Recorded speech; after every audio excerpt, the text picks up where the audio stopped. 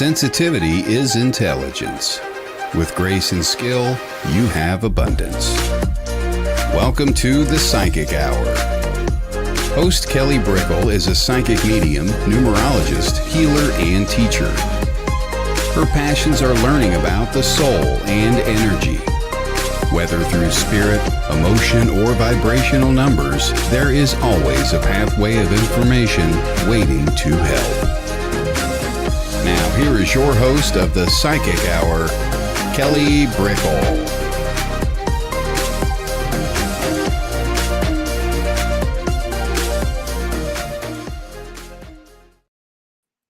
Hello, everybody, and welcome to the Psychic Hour. Thank you for being here. Welcome, welcome. We have the wonderful Kerry Standfast as a medium, psychic, and spiritual teacher within her life to share about who she is, her gifts, and her experiences with us today. So we'll be bringing her in just a moment. Hello. So today, I always talk about a topic before we begin, and the one that really inspired me to go into was becoming the energy. And so we're always learning how to become more of ourselves, and sometimes we have dreams, sometimes we have talents, sometimes we have thoughts and feelings that we haven't even fully formulated into knowing. But it's all coming in, whether it's just that daydream or that, oh, wow, why do I just keep thinking about that? It seems like there's something about that, these nudgings.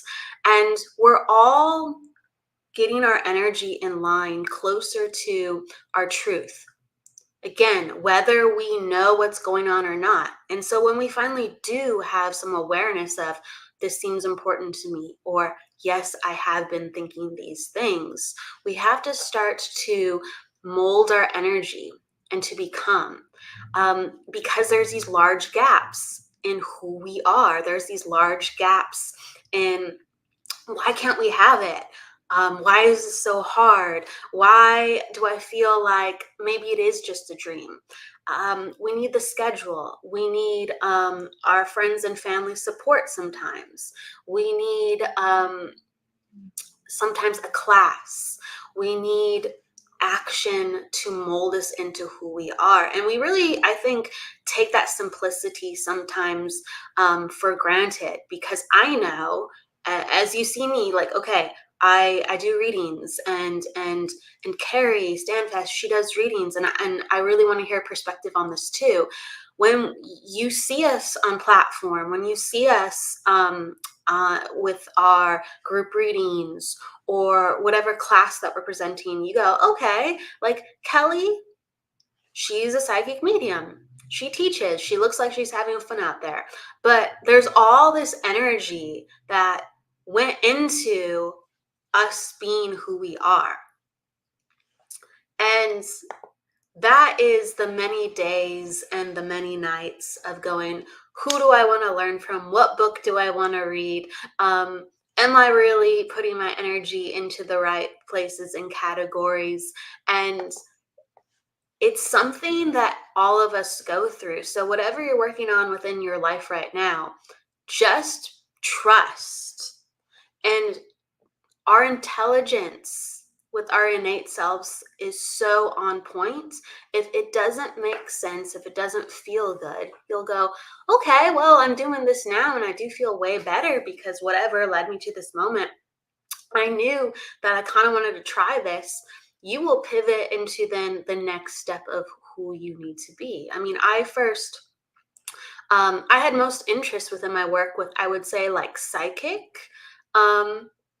I wanted to learn about like the mind and colors and energy and knowing and how to connect to others' energy that were in the living. I was really having a lot of experiences about that personally. I would sometimes hear what a person would say before they say it, or I'd get a feeling of who a person was and if they really meant the thing that they said, or meeting somebody, I felt like, oh, that's a lifelong friend, or that will be a lifelong friend. I could know that for other people. So I'd get all these like little hits, or I'd feel someone's emotional state, right? Even though if they didn't tell me anything about it. So with all these like just occurrences, I started trying to figure out more psychically about myself. It led me into mediumship. I had curiosity in mediumship, but that wasn't necessarily where I started with learning about the energy, diving in as much, but I knew that was the next step. And so then mediumship led me into reading, because really at first it was just researching, and I didn't have the world of understanding that I could read for people and other people read for other people's energy. I just didn't have that reference when I was younger. I didn't have that reference and knowing until I became a teenager and I started learning. So once I started opening myself to the world of reading, mediumship really all of a sudden gave me that vehicle much more than psychic, which I was like, oh, I didn't expect to be here. And I started doing a lot of mediumship. Well, then mediumship went, and it was like, you got to get back into psychic. Before you got to get into psychic, you're going to have to do healing. So I went through all these pivots where the opening for the energy was, now you have to do this. And it was all connected to the bigger picture. So the psychic fed into the mediumship, the healing fed into the mediumship, the medium fed into the psychic, the mediumship fed into the healing, and so on and so forth. And so I want to say hello to everyone coming on in. Hello, Jennifer. And I'm glad that you understand that within your own development. I love that that is something that you can relate to, because a lot of times we think, oh, this is energy, this is spirit, this is, yes, this is my mediumship, but we don't understand of how all the parts and all the pivots lend oneself onto the other, and how we have to develop so many different parts of ourselves. Something that really comes to heart before I'm going to bring Kerry on in just a second here is a lot of people within their mediumship and their psychic and their healing, they go through pivots and pauses as well, because something within their life happens, whether it is a passing of a family member, or they're going through relationship struggles or health struggles. There has to be a certain development of the soul at hand in order for us to be able to work with energy in present time in the most authentic way to ourselves. Spirit does have the tendency to halt things around us. They will halt readings. They will halt bookings. They will halt even our motivation. They will halt our motivation, and they will halt our energy to say, no, we need you to release or connect to energy over here. Instead of being enthusiastic, they might have you actually have a feeling of repelling, and you go, why is that? Why is the energy moving that way? That doesn't make sense to my overall soul. And that's why I'm having this spiritual crisis. That doesn't make sense to what my overall soul wants, because I feel connected to who I am. But really, it's just the integration of the soul. And we do have to trust, and it is very confusing. And life is a journey. It's a very, very interesting one. So however life is a journey for you, whether you are really enthusiastic or you're going through a confusing time, giving you a lot of uncertainty, go back to what you feel enthusiasm, happiness, and joy within your soul, and go, how does this moment connect to where I am now? I know maybe I don't 100% get it. I know that there's things I'm just not going to know, but how does it come to where I am right now? Because there's a reason why what's going on is going on, and see what comes up for you. And so with that said, I'm going to bring in Kerry, and if you have any questions about your spiritual evolution or development, or if you have any sharings of what you went through, we'll pop them up on screen if it's part of the conversation. And so we'll keep the good vibes going, and I'll continue to say hello as everyone comes on in. So I'm going to bring in Kerry now. Hey, Kerry. Hi, Kelly. Lovely to see you again. Yes, it's great to see you. I'm so excited to dive into who you are within your mediumship because I've known about you for just years. Our common connection is through Lisa Williams and her school, um, LWISSD. And right now it's called the Psychic Mediumship Academy, I believe. But sometimes all the teachers don't get to talk and to learn, right? From each other Absolutely. directly. Definitely. We seem to get left behind now. I think that's what happens sometimes though, when you start teaching, the dynamics it really changes, doesn't it? Yeah. And sometimes you have to look at just what's in front of us, like, okay, what are we working on in the school right now? And it's just a little blip of a moment, and we get to smile at each other, and that's about it. But I get to smile at you and talk to you for longer today. I want to make sure that everyone knows whether you're familiar with Kerry or you're learning about who she is. I want to give you a warm introduction. So, with that said, so Kerry Standfast was born in the East End of London. Growing up with a family that had an understanding of spiritualism, she was aware of spirit at a young age and being slightly different from others. Kerry had many conversations with her Nan Joan about the spirit world. She started becoming aware of spirit when her Nan passed away. Through this experience, Kerry gained a desire to dig deeper within herself and to be guided by her intuition. Kerry then dedicated herself to spiritualism. With a solid understanding of the mechanics of mediumship and psychic awareness, Kerry has studied for several years at Tony Stockwell's Soul Space, and with the guidance of Lynn Probert, Lisa Williams, and the attendance of Arthur Findlay College. She is also a member of the Spiritual National Union, SNU, and Kerry works with her senses, clairvoyance, clairaudience, clairsentience, claircognizance, and is an empath. She is kind and nurturing with the way that she strives and brings out the best within her students and people, whether it is through a reading or teaching. Thank you for being with us today, Kerry. Thank you for inviting me on this wonderful show. And before we actually go any further, I have to say I was really inspired with your talk beforehand about energy and how sometimes we have to have help from others for us to sort of find ourselves. And it's so true, Kelly, isn't it? It is. It's not always obvious, of course. Yeah. And even when we feel like we know our soul, we can be very confused. Absolutely. And I did laugh. I had a little chuckle when you said at the beginning as well of, when you're learning, you start reading. Kelly, I cannot tell you how many books I have read, how many classes I've attended. It's having that thirst and that hunger for your soul's development, isn't it? Absolutely. Did you find when you were younger that even though you had exposure to spiritualism through your parents and family, did you have that interest? Did you have that, what is that? I want to learn about that. When did that start coming into your life? Wow, you're taking me back a few years now, Kelly. Yeah. That's the name of the game with this show. So for me, I was very young. I always, even when I was at even infant school, that's how young I was. I just felt very different. I felt like I stood out from everyone else. And it's almost like how I would describe it would be within myself of having a bit of a void and not actually finding that jigsaw piece to fit in. And this started from a real young age. As I say, I was at infant school then when I felt like this. My first experience was that I can remember was when I was 6.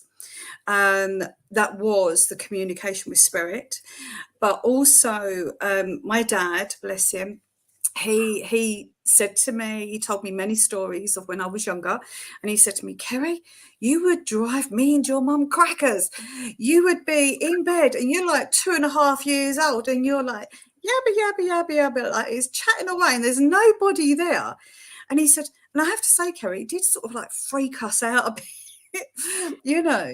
But my dad's mother, which was my Nan Joan, she was a spiritualist, and she took me to my very first spiritual church when I was 6. Yeah, in Walthamstow.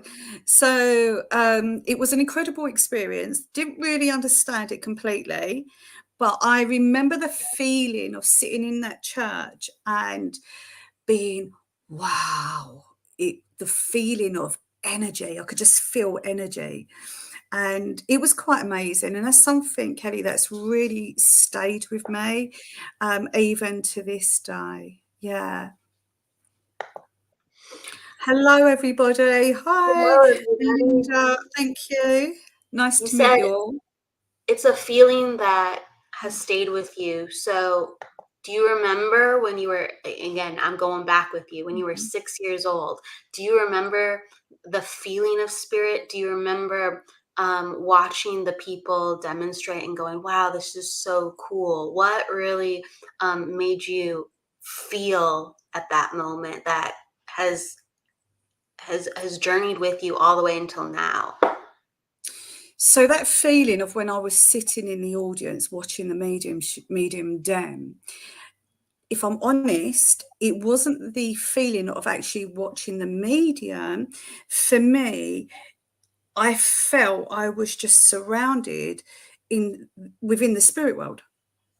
And it was that feeling. It's really hard, Kelly, to pull it into the words, finding the human words to use. But it was the only word I could really describe it as, that feeling of peace and love. And I actually remember watching the medium, and I actually was watching behind her. I can't remember her name. I wish I could remember her name. But I remember watching behind her and seeing spirit. And I was in awe with it, you see. But that's what I was more interested in, was actually seeing the spirit world behind this lady. And, you know, it's quite busy. And yeah, it was incredible. And that's something that I've held in my mind to this day. It seems like yesterday. And that feeling of love, it's just phenomenal. Yeah. It really is. It really can't be overstated. And so everyone tunes into spirit differently. So as a kid, what did you observe? Because you said, I saw spirit behind her. And how is it different or similar to how you observe and connect to spirit now? So for myself, it's very similar. But my main aspect that I work with is my clairsentience. When I work as a medium, whether it's platform or readings, private readings, I like to blend. I like to blend because, you know, I blend my energy and invite the spirit energy and blend it into one. So, and I always say to the spirit world, let me see through your eyes, you know, because I want to get to know them. I want to have that experience to be able to bring through the true essence of the spirit world. And now when I see with my clairvoyance, it's not out here, it's at my peripheral vision. So it's just here. So yeah, but I still sort of work with my other senses, like my clairaugustance and my claircognizance and things. But my main two, which I prefer to work with here, is really my clairsentience and my clairvoyance. Yeah. So since you had this nurturing from your grand Nan, and your family was aware of spiritualism, you knew that it was real. So that's lovely in a sense. What is something that you didn't know that was real within this work that you experienced later through your faith or your tenacity, that you went, oh, okay, now I understand, now I see things differently? For me back then, I didn't really understand the mechanics.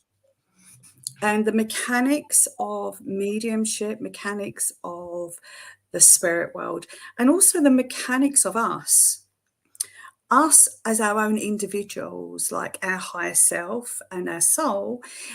That is something that I've really journeyed with for a long time, and really dug in deep to try and gain more understanding, because Kelly, there's so much more to us than human beings, isn't there? It's phenomenal what's within each and every one of us. It is. And so the higher self and the soul, I'd love to talk about that with you for a moment. In your perspective, is the connection to the higher self, is that a psychic connection, or is that a mediumship connection? How do you define that for people? And how do you feel when you connect to a soul that's present versus a soul that's on the other side? So that, I gave you a couple things in there, but go wherever you want to go, and we'll come back to Yeah, that. no, that's fantastic. I love this. It's my favorite topic. Yes. I'll be sitting here talking to you for hours, Kelly, about this. So That's for cool. me, yeah. So for me, in my experience and how I view things, and just my opinion here, is I always get into my power, into my higher self, whether I'm working as a psychic or whether I'm working as a medium. So when I go into my power, into my higher self, I then surrender my logical part of my brain. So then I go into my mind that is attached to my spirit, like my higher self, same thing. And then I then reach out to the spirit world to blend with me, mind to mind. So it's like me blending my spirit, my higher self, with their spirit. And that's how I work as a medium. And then when we go into the soul, for me, I view the soul, there's so many different concepts and views about this, but I can only speak of my own experience. So for me, the soul is such an intricate part of us. It's like the, I don't know, say you've got your mobile phone as an example. Okay, the mobile phone, physical presence, like us as a body, physical body. And then inside, we've got all this technology, which is our higher self, our technology of energy. Then within that, you've got the microchip. That little tiny microchip is the thing that will ignite the energy within that mobile phone and the actual phone itself. So I view that's my only way I can describe it. I view the microchip as being our soul. So the soul is the everything and abundance of us, whether it's past, present, and future. It's the storage. It's that microchip storage of everything, every knowledge, every piece of wisdom, every part of us. But you may disagree with me here, Kelly, I don't know, but I actually also believe that it is connected to the higher self, but it's separate.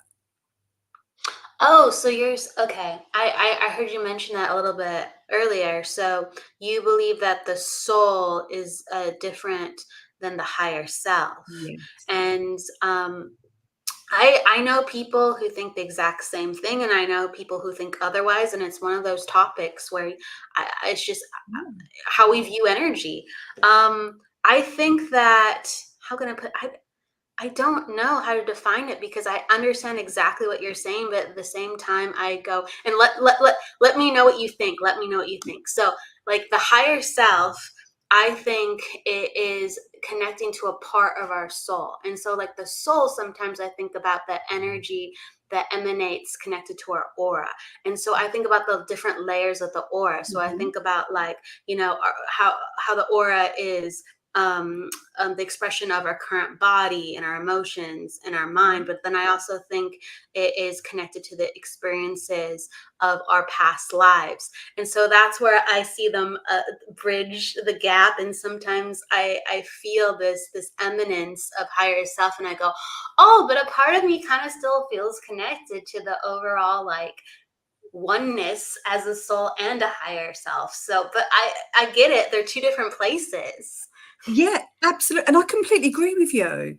And it's like, for me, I feel that it's sort of individual, but it's together. It's really weird. It's really hard to explain. But it's almost like, you know, they're attached by this thread, but within this thread it's like the journey of going into the soul, going into the higher self. It's almost like we can sort of maneuver around, you know. Yeah. I agree. So how does it feel to maneuver around when you're in that place? Oh my gosh, Kelly, when I'm in that space, seriously, if there was an elixir for that feeling, I would be drinking that elixir every day. Because that feeling, when I connect into my own soul and I journey there, because I do a lot of my own, I do a lot of soul work because it's important. I think it's a lovely experience for everyone to experience, though. Everyone can do this. This is the thing.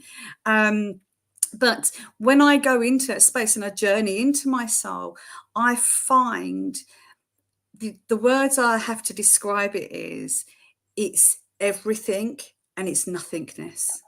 I love it. Yeah. Yeah. The philosophical conundrum of that, but it's true. Yeah, It's just you go, please. Yeah. yeah, no, Yeah. I'm getting all excited, Kelly, as we're sitting here chatting, because I'm like, Carrie, yeah, tell me what the everything and the nothingness feels like, please. Yes. it's oh gosh, it feels the ultimate abundance of peace and love, all entwined, and you are part of that. You are part of that collective.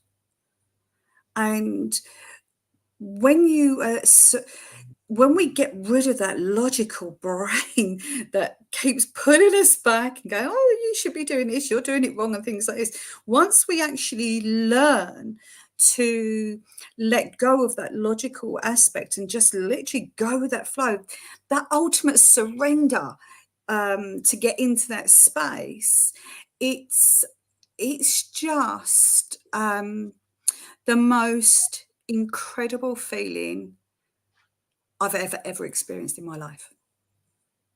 Yeah. It's pretty good. It Yeah. heals us. It restores us, not only physically, of course, but what our personality is. Even it can take us back to who we were as a child and Mhm. these like very true parts of ourselves, and it can eliminate time, Mhm. where we go, I'm just going to be this now, or I can be this now, and it makes us feel so powerful. Like it, you know, the whole terminology of sitting in the power, it's very, very true of when you're in touch with your power, where you're in touch with the love force and the intelligence and the spark of all that is.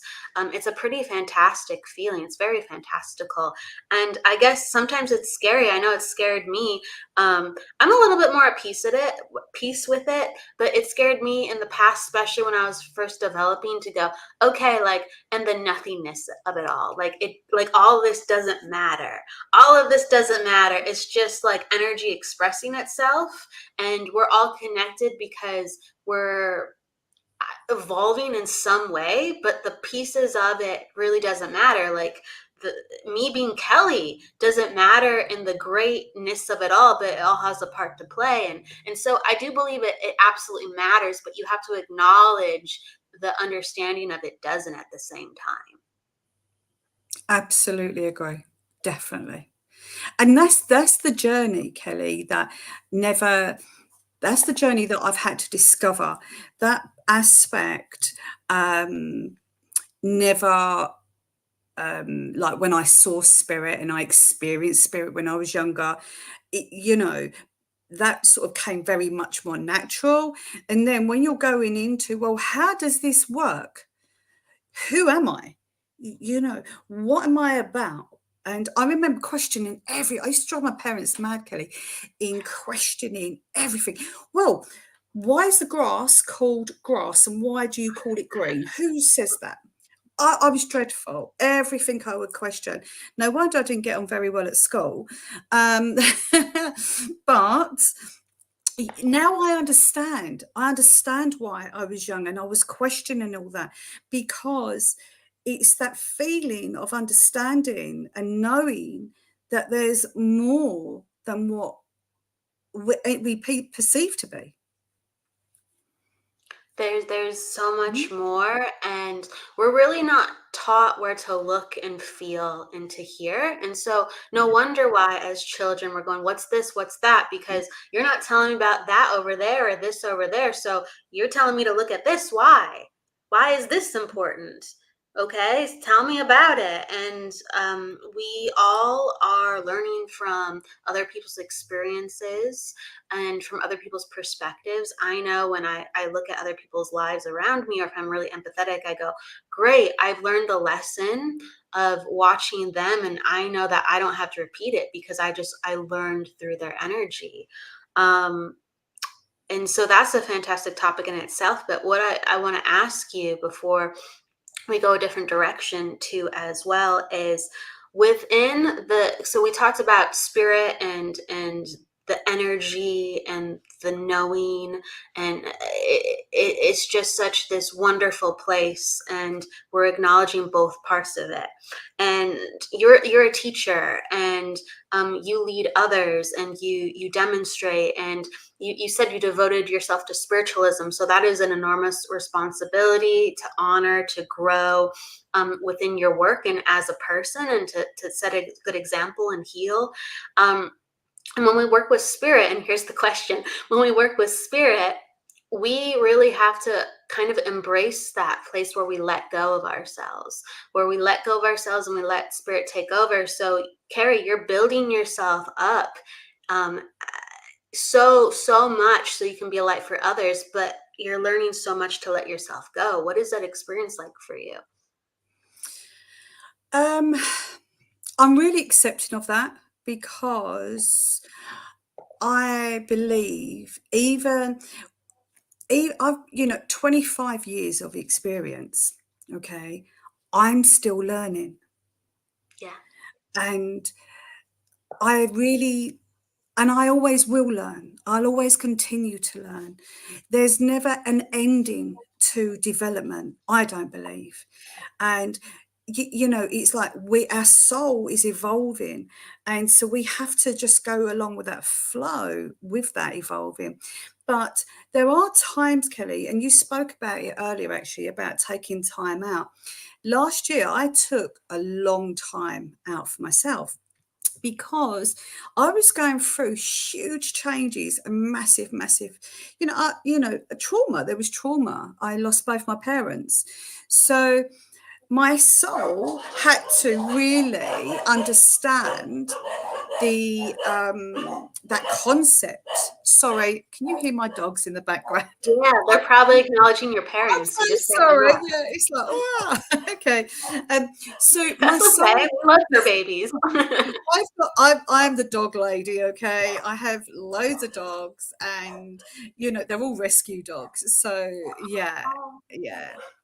But going back to the topic here, the soul for me is like you're constantly evolving. So you have to constantly learn. And, with the trauma that I'd been through last year, I'd never experienced that before. That's my first time I've experienced the loss of my parents. So for me, that was a new learning aspect for me.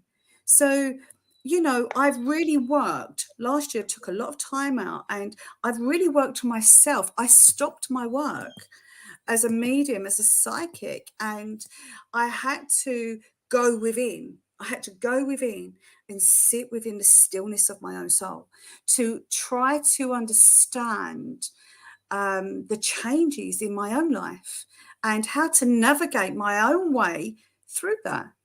And because there's always, through life's experiences, there's always knowledge and wisdom to learn from.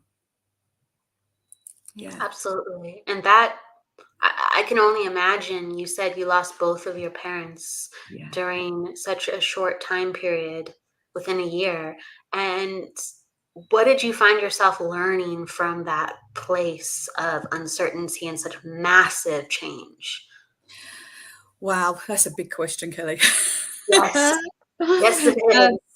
Okay, so on a personal level there, I come to actually find out a lot about myself as an individual, not just with my work, but as my own individuality. And I actually realized that it was okay to not be okay. And that's something I struggled with because I've always been a strong person and, I've mustered way through life and it's like, come on, bring life on. Let me learn this, let me learn that and things like this. So for me, the feeling is completely out of my comfort zone, Kelly, of feeling vulnerable and feeling, I'm not okay and I need to work through this and to find and understand and to evolve from that. And I tell you what, I did do a lot of breath work as well. I cannot highly recommend breathwork enough. Breathwork is phenomenal. And using the breathwork, sitting within my power and my soul and understanding, trying to understand the reason of why both of them are so quick together, 16 weeks apart. It was quite heavy, and trying to understand why that was and trying to get answers for that. And that's what I done. I sat for ages and ages and I allowed the healing to take place. My spirit team were amazing. I had some amazing people around me as well that really helped me and encouraged me to heal. And yeah, I just went with the flow with that, surrendered to how I was feeling, and really I learned a lot from that experience. I learned that even though my parents passed and I was devastated, but that was my need. Their need was to go back home, and for one to go and then the other to follow. And I've now understand that need in that concept. So yeah, last year was a big learning curve. But Kelly, as much as it was like traumatic and sad, coming out of that now, that has been one of a massive life experience and soul evolving experience for me. Yeah.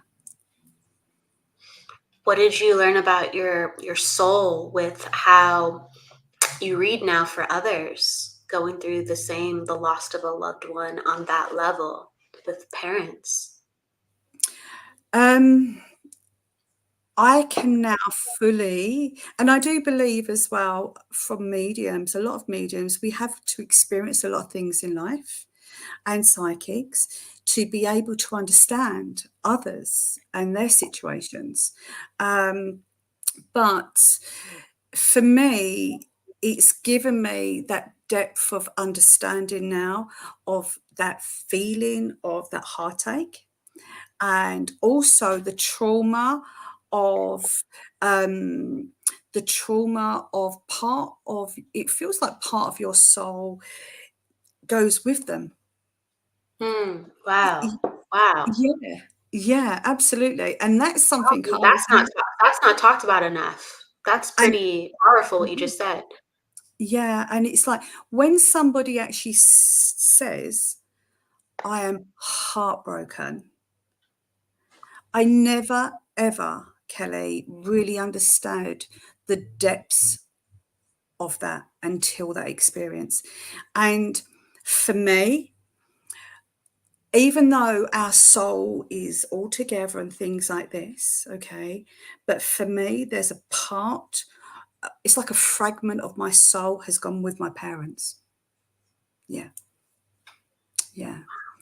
But I feel that's because of the depth of love, the depth of the life I've experienced through my parents, and they taught me so much. I wouldn't be the person who I am now today without that experience from my parents. And for that, I'm truly, truly grateful for, you see. Yes. So, yeah.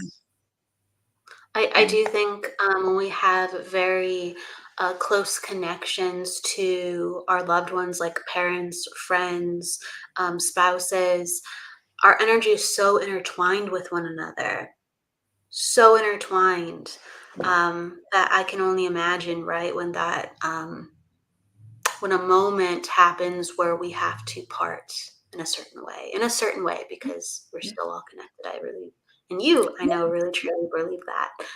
Yeah, absolutely. I have no doubt about, you know, my mum and dad are still very much around me. I've had signs, and it, you know, hope you don't mind, I'd like to share this one. Was my father lived in Spain, and a week after he passed, I was outside on ladders painting the barbecue area that my dad built, and I was painting it all. Now, my dad lived in the mountains, so, and it's quite solitude there. And as I was painting, I had my head up on the roof of the barbecue area, and I was painting this, and all of a sudden I was surrounded by my father's aftershave. Yeah, the smell of my dad's aftershave absolutely overwhelmed me. Now, bearing in mind, I'm on ladders, so I'm up in the air, I'm in the mountains as well. There's no way you could question that. And I had the paintbrush in my hand, Kelly, and I just stood on the ladders, closed my eyes, and I thought, embrace this moment. Yes. And that's what I did. You know, and that was a week after my father passed. Wow. Yeah. And, you know, my mum and dad, I absolutely no doubt that they are happy. And, you know, they're still very much here in, you know, around us. Yeah. Oh, hello, David. Hello, David. Hello. It's nice, everyone popping in to say hi. Hello. So there's so many, Kerry, healing moments that we have to go throughout our lives. And so, yes, what am I trying to say? I almost said yesterday. It feels like yesterday sometimes, but last year, that was an overwhelmingly focused healing time for you. Where do you feel like your energy is heading in this year? And what has really led you to your energy moving in a certain capacity again? So I have taken a lot of time to work through where I'm going, because last year was so emotionally up and down and working on myself. And then this year, a new year, I was like, right, Kerry, come to get yourself together and, you know, work on yourself and get into your work again. And I really didn't know, Kelly, where I was going to be going within my workspace. I'm going to be honest, I didn't know. And I was like, that's okay. Maybe I'm not meant to know. Sometimes, Kelly, we're not meant to know everything, are we? So, so I just have that trust. But what's actually happened now is I've found, I've stepped into a new pathway of holding space for people by doing retreats. And I've been doing quite a few retreats. We've had a few over here in the UK recently. We've got a few more coming up. And I don't just do them on my own. I collaborate with other people as well, because when we talk about spirituality, it opens up a huge umbrella of so many different facets of spiritual understanding, whether it be through healing, psychic development, soul work, mudra, mantra, visualization, anything like this. So my work has really taken a massive turn, and I do work with some wonderful group of people. They're called, is it okay if I speak about this, Kelly? Yeah, go for it. I'm going to pop down your website too so people can find. Absolutely. I work with the Conscious Heart Warriors. They are amazing breathwork facilitators. And they've worked with me and helped me. And by doing that, I've now fully experienced the feeling and understanding and recognize how it's helped me to evolve. So that's what I want to bring now to other people. This world, it's hard. This life is hard. It's not easy. And I see so many people that are needing that guidance, needing that support, needing to maybe strip back some of the layers and going into, their true self, and understanding that the layers aren't actually there from them. It's from conditioning from other people, and things like this, because all of this has an impact on our energy. So for me, holding space in a sacred space for a few days, whether it be a 1 day or a week or 3-day retreat, I really feel you can do some groundbreaking work to change, to not change, sorry, that's the wrong word, to realign and reconnect people's belief within themselves. I do believe that. I do believe that truly. When I was first coming into my development, going to conferences or like things that were like mini retreats in a way, it made me feel like I could be myself. I was always trying to be myself, but I could have moments where I went, oh, I can relax. Everybody here has the same interest of things that I have interest in. I can talk about all these different parts of myself that are still trying to come alive, even though I'm not trying to hide them. I feel like no one else wants to hear about them, but it's the perfect place to cultivate that energy. And I know just, giving a shout out to Lisa Williams and her school and the training of becoming a psychic medium and a teacher, it gave us that space to completely, I felt very changed, but also in a way to integrate and align. Yes, like you said, very much aligned.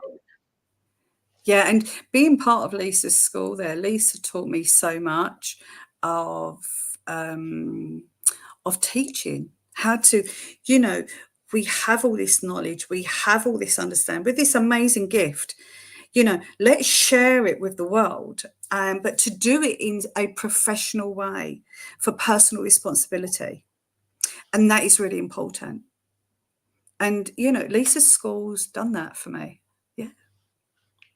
What are some of the experiences that you're offering for people to partake in on these retreats? I know you mentioned India, how that is so cool how you're going international like that. What do people experience, no matter, I guess, where the location is? But talk about it, or specifically what you're doing in India. Please talk about that too specifically. So there's many different types of retreats, but the main one that I'm actually focusing on, and where I'm passionate about all my work, Kelly, absolutely. But India is going to be an absolute transformative journey for anyone who attends. Even for us teachers, we're going to have a transformative journey, and to be part of a collaboration with everyone, no hierarchy, no ego, no, we can just all be ourselves and come together and unite together. Because being united together is where change can happen. So within the 7-day retreat, we're going to be working through, I'm teaching soul work. It's my passion. So I'm teaching people how to navigate their way through their higher self into the soul, understanding the soul, and your soul's purpose. Why are we here? What is your reason? Because I don't know about you, Kelly, I've often questioned when I was younger, what am I here for?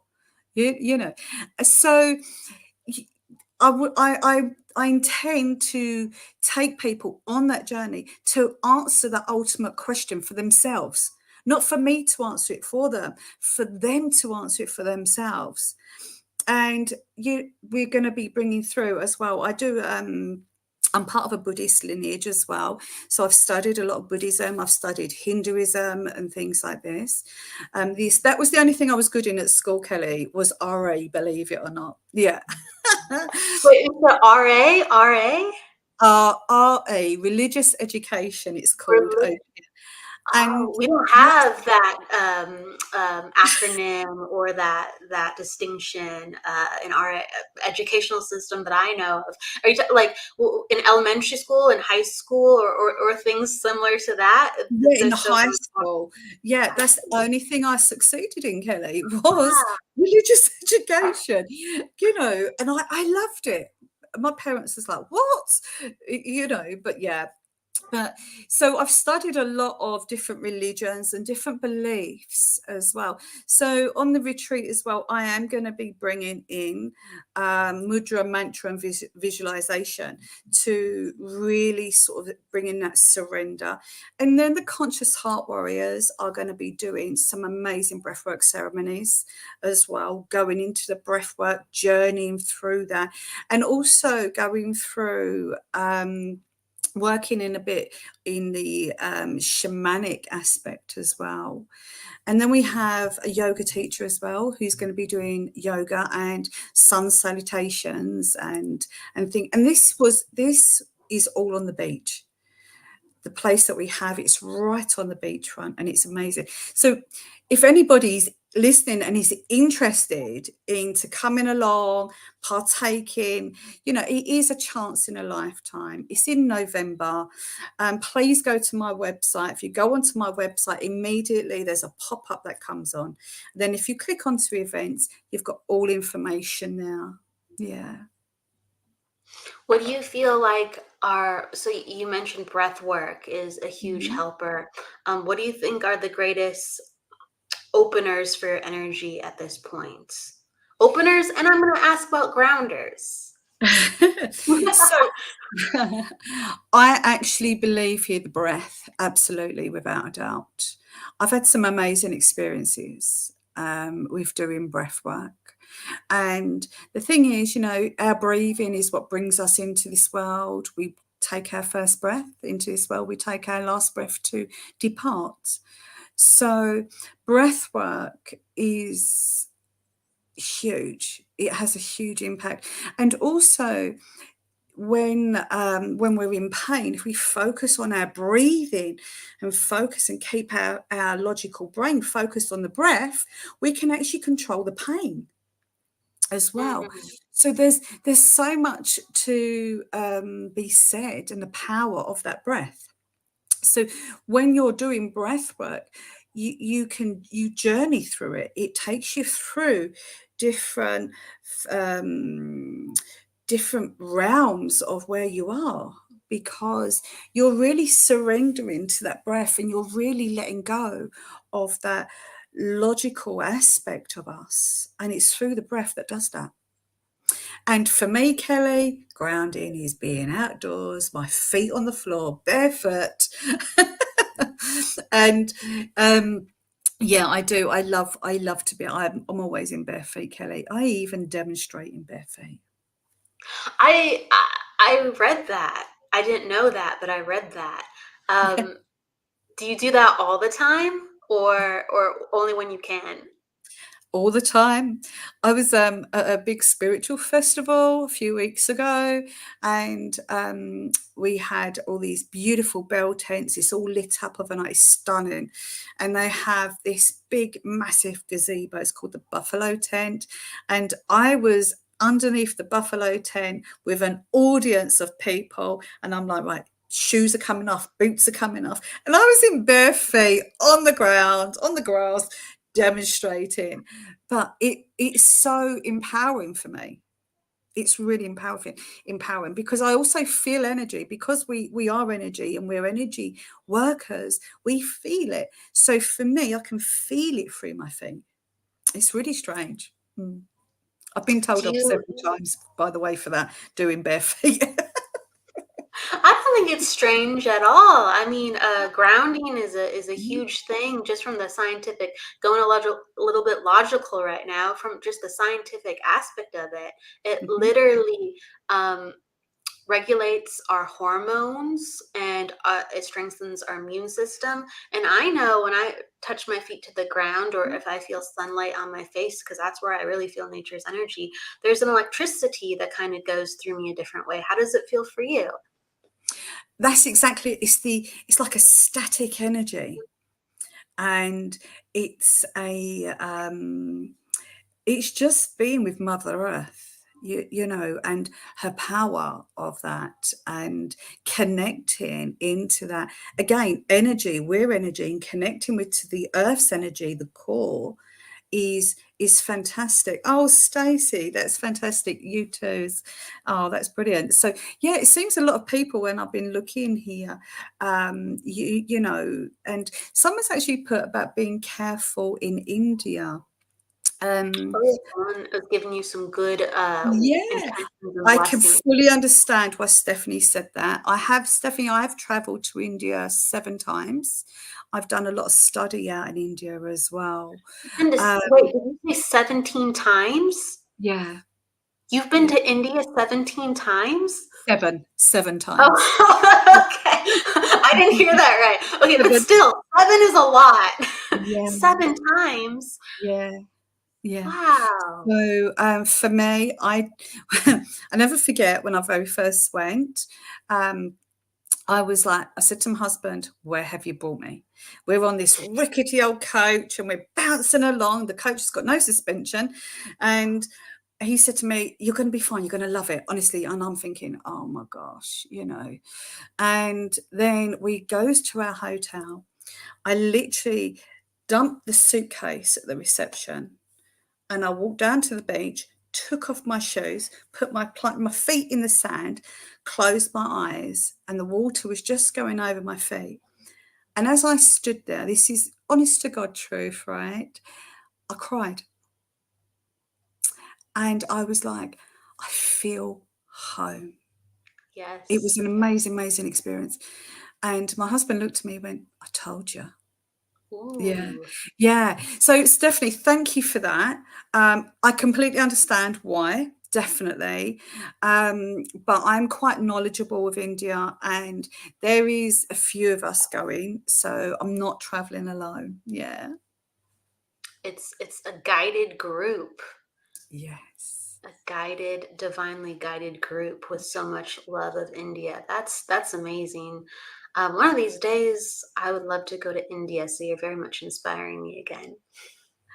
Come and meet us, Kelly. Come over there. Come and share the platform with us. I'm gonna check it out. I'm gonna check it out. Yeah, definitely. So the show goes by just like that. It really is just like a lightning bolt, right? I know. And towards the end, I always want to really ask you, you've talked about India, you talked about your events, but what also do you have going on that people can be a part of? Whether you have classes going on online, or anything locally that you'd like to offer to people to know about. Thank you.